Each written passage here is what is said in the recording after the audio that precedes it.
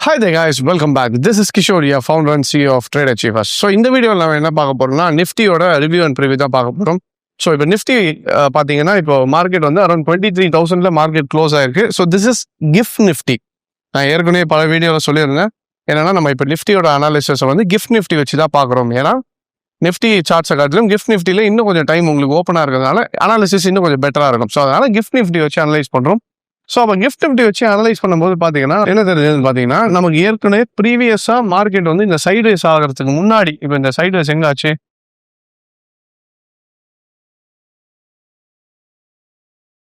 தெரியுதுங்களா?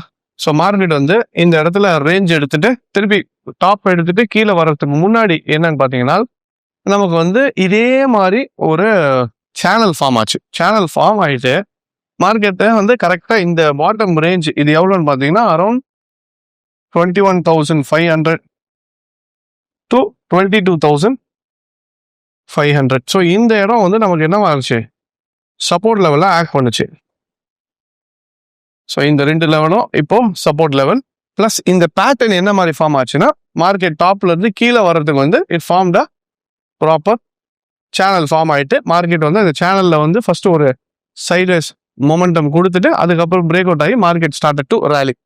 இப்போ ஹிஸ்ட்ரி ரிப்பீட்ஸ்ன்ற மாதிரி மார்க்கெட் என்ன ஆயிருக்கு, திருப்பியும் அதே தான் ஃபார்ம் ஆயிருக்கு. இப்போ இங்கே என்ன பாருங்க, மறுபடியும் மார்க்கெட் வந்து இங்கே வந்து ஒரு சேனல் மாதிரி ஃபார்ம் ஆகி அது பிரேக் ஆகி எங்கே வந்துடுச்சு, மறுபடியும் நம்ம எந்த சப்போர்ட்டை பார்த்தோமோ அதே சப்போர்ட் லெவல் 21,500 to 22,500 நம்ம சப்போர்ட் லெவல் சொல்லியிருந்தோம். அதே சப்போர்ட் லெவலில் வந்துட்டு மார்க்கெட் அங்கேருந்து என்ன ஆயிடுச்சு, கிட்டத்தட்ட ஒரு 800 பாயிண்ட் வந்து மேலே போயிருக்கு லாஸ்ட் வீக்ல இருந்து. ஸோ 23,000 வந்து இப்போ கிஃப்ட் நிஃப்டி ட்ரேட் ஆகிட்டு இருக்கு. இது இன்னும் லோவர் டைம் ஃப்ரேம் பார்த்தீங்கன்னா கிளாரிட்டியாக தெரியும். லோ டைம் ஃப்ரேமில் பார்த்தீங்கன்னா தெரியுதுங்களா, மார்க்கெட் வந்து என்ன ஆயிடுச்சு, மேலே இருந்து சேனலில் வந்துட்டே இருந்த மார்க்கெட்டு இப்போ என்ன ஆயிடுச்சுன்னா எக்ஸாக்டாக வந்து இந்த ரேஞ்சுக்குள்ள சேனல் விட்டு வெளியே வந்துட்டு இப்போ மார்க்கெட் என்ன ஆகிட்டு இருக்கு, சைட்வேஸ் ஆகி நின்றுட்டு இருக்கு. கரெக்டாக அந்த சைட்வேஸோட டாப்ல வந்து மார்க்கெட் நிற்குது. ஸோ இப்போ வரக்கூடிய நாட்களில் இப்போ முக்கியமான நாள் நாளைக்கு தான். என்னன்னா டியூஸ்டே வந்து ட்ரம்ப் வந்து 48 hours டெட்லைன் வந்து முடிய போகுதுன்னு சொல்லியிருக்காரு. ஸோ அது டியூஸ்டே வந்து முடியும். ஈரான் இதுக்குள்ள ஸ்ட்ரைட் ஆஃப் ஹார்மோஸுக்கு டீலுக்கு வரல, எந்த பிரச்சனையும் பண்ணாமல் அந்த ஸ்ட்ரைட்டை வந்து ஃப்ரீ பண்ணி விடலைன்னா I will be raining down hell அப்படின்ற மாதிரி ஒரு பெரிய இது கொஞ்சம் தகாத வார்த்தைகளையும் யூஸ் பண்ணிட்டாங்க. சில பேர் நியூஸ் பார்த்துருந்தீங்கன்னா தெரியும். இதுல இருந்து என்ன தெரியுதுன்னா ட்ரம்ப் செம்ம காண்டில் இருக்காருன்னு மட்டும் தெரியுது. ஏன்னா பயங்கர ப்ரெஷர், இந்த வார் 30 நாள் நீடிக்குன்றது அவரே எதிர்பார்த்துருப்பாரான்னு தெரியல. அவங்க என்ன வேணா சொல்லலாம், அமெரிக்கா வந்து நாங்கள் வந்து அவ்வளோதான், நாங்கள் இது முடிச்சிட்டோம், நாங்கள் எதிர்பார்த்ததோட சீக்கிரம் முடியுது அப்படின்லாம் சொல்லலாம். ஆனால் இது ரொம்பவே இழுப்பறியாக தான் நம்ம பார்க்கக்கூடிய ஒரு விஷயம், இழுப்பறியாக தான் தெரியுது. இந்த அளவுக்கு ஈரான் வந்து ஒரு ஆயிலை வச்சு அமெரிக்காவை கண்ட்ரோல் பண்ண முடியும்ன்றத நல்லாவே காமிச்சிட்டாங்க. ஏன்னா வேர்ல்டு எக்கானமி உங்களுக்கு ஆயிலை வச்சு தான் பேஸ் பண்ணி போட்டுட்டு இருக்கும்போது அவங்க கிட்ட ஒரு கீ எலிமெண்ட் அந்த ஸ்ட்ரைட் ஆஃப் ஹார்மோஸ் மாட்டினதுனால இப்போ அவங்க அதை வச்சு நல்லா என்ன சொல்றது அவங்களும் ப்ளே பண்ணிட்டாங்க. இவங்களுக்கு 2 கண்டாலும் மாட்டிட்டு இப்போ முடிச்சுட்டு இருக்காங்க. இதோட ரிசல்ட் நாளைக்கு என்னன்னு தெரிஞ்சிடும்.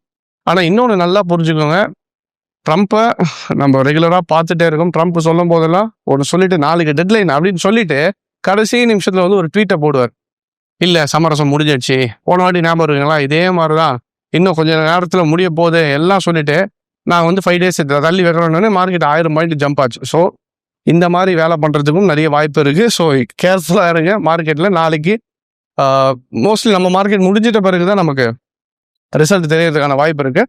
ஸோ மோஸ்ட் ப்ராபப்ளி ஒரு வேளை இது சமரசத்தில் முடிச்சிட்டோம், நாங்கள் வந்து ஒரு பீஸ் டீல் போட்டோம், டீல் வந்துச்சு அப்படின்ற பட்சத்தில் ஆட்டோமேட்டிக்காக மார்க்கெட் பிரேக் ஆகி உங்களுக்கு இமீடியட்டாக ஒரு 500 to 1000 பாயிண்ட்ஸ் போனாலும் ஆச்சரியப்படுறதுக்கு இல்லை.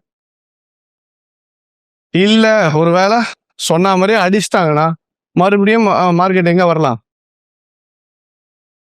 திருப்பி பாட்டம் வந்து அரௌண்ட் 21,750 இல்லை 500 நம்ம ஏற்கனவே சப்போர்ட் பார்த்தோம் பார்த்தீங்களா, இங்கேருந்து ஒரு 1500 பாயிண்ட் உடனே வராது, அந்த ரேஞ்சு கூட சொல்கிறேன். So around 22,000 first level of சப்போர்ட்னு பார்த்தீங்கன்னா இங்கேருந்து ஒரு 1000 பாயிண்ட். ஸோ இந்த 1000 பாயிண்ட் சைட்வேஸ் இருக்குது பார்த்தீங்களா, இதுவா இல்லை 1000 பாயிண்ட்ஸ் மேலேன்றது தான் நாளைக்கு மோஸ்ட் ப்ராபப்ளி வெனஸ்டே அன்னைக்கு நமக்கு தெரியும்.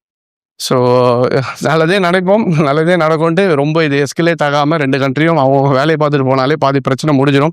ஸோ இதில் அமெரிக்காவோட முக்கியமான பங்கு இருந்தாலும் so we are expecting de-escalation as soon as possible.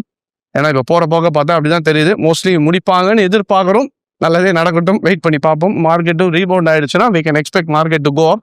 So கூடிய சீக்கிரம் நமக்கு திருப்பி அந்த 26,000 கீழே வந்துச்சு பார்த்தீங்களா, மார்க்கெட் நமக்கு மறுபடியும் அந்த 26,000 ரெசிஸ்டன்ஸ் போய் ஹிட் ஆகிறதுக்கான possibilities are very high. Once இந்த டீல் முடிஞ்சிடுச்சு, நல்ல நியூஸாக நமக்கு தெரிஞ்சதுனால் டெஃபினட்டாக market will start to rally. முடிஞ்சது கரெக்ஷன் முடிச்சுட்டு மார்க்கெட் என்ன ஆகிடும், உங்களுக்கு திருப்பி ரேலி ஆகி மறுபடியும் எங்கே போகும்னு பார்த்தீங்கன்னா இதே சைட்வேஸோட டாப் தான்.